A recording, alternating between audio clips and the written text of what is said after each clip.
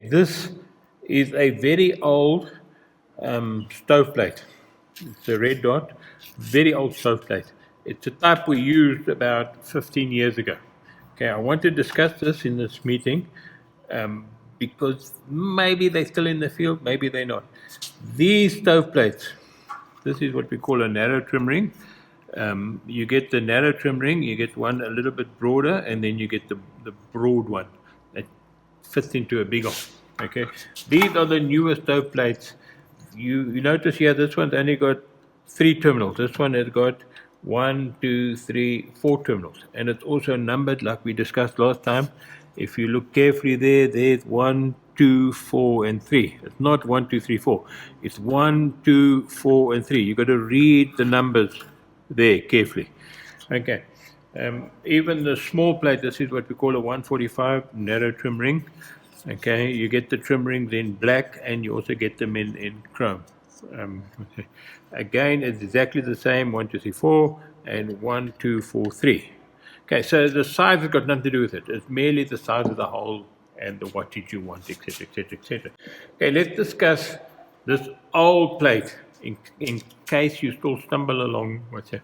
3 terminals. Okay, if you look at the wiring diagram of this one, it's got an element like that, and then it's got a plate, and then it's got another element like that. 1, 2, 3. 3. Okay. This element and this element are normally equal in resistance. Now, how these stove plates work, if you got low heat, and then you're only putting power on here, live and neutral. So the only element that's working is this one, that one. This one is busy idle, it's doing nothing. If you've got a medium heat,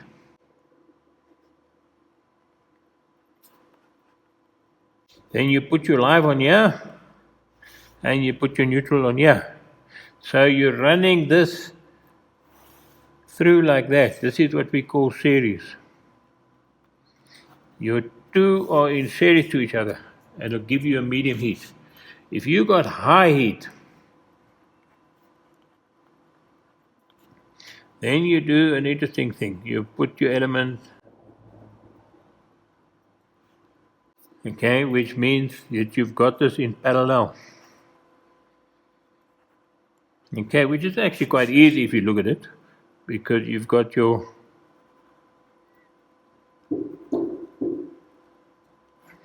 you put your neutral here,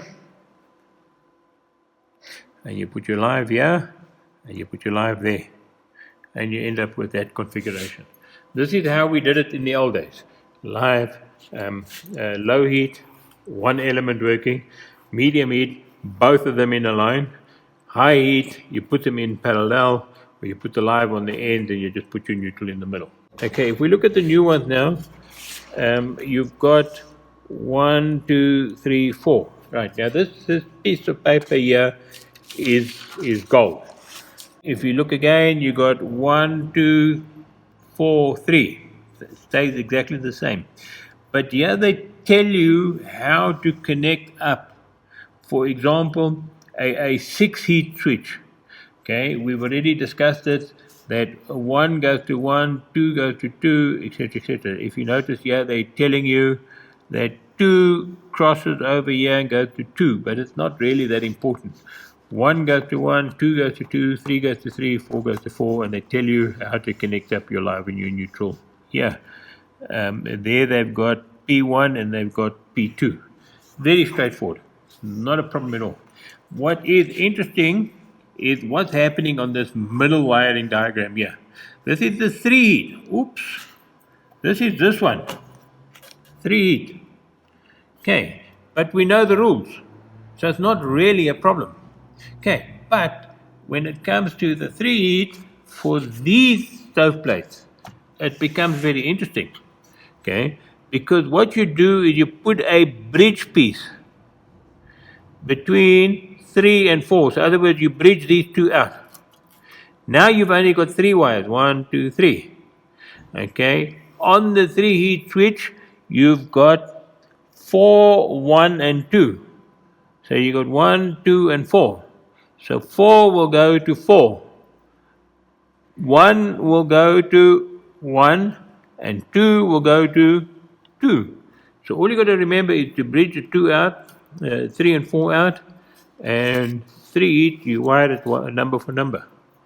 1, 2, and 4, no 3. And then again, P1 is your live, and P2 is your neutral. Very straightforward. Okay. Now comes the energy regulators. This is an energy regulator. What it is here is there's a resistance in here that heats up that will make and break the connection to the stove plate. Very straightforward. Also very easy to connect these things up. If you look very careful at them, you will see, let me get my eyes here. You see there's L1, there's L2, and there is P. P is your pilot light, but you see the two are close together. So you put your live here, your neutral there, okay? Your P will be your pilot light, it'll get power from there, and it'll run power to the one furthest away, which is this one here, which is P, can you see? It's L2. Okay, that's L1, that's L2. So L and L just stands for live, the incoming, the power that you're going to put into this. On this specific one, the wires going out to the heater or the stove plate.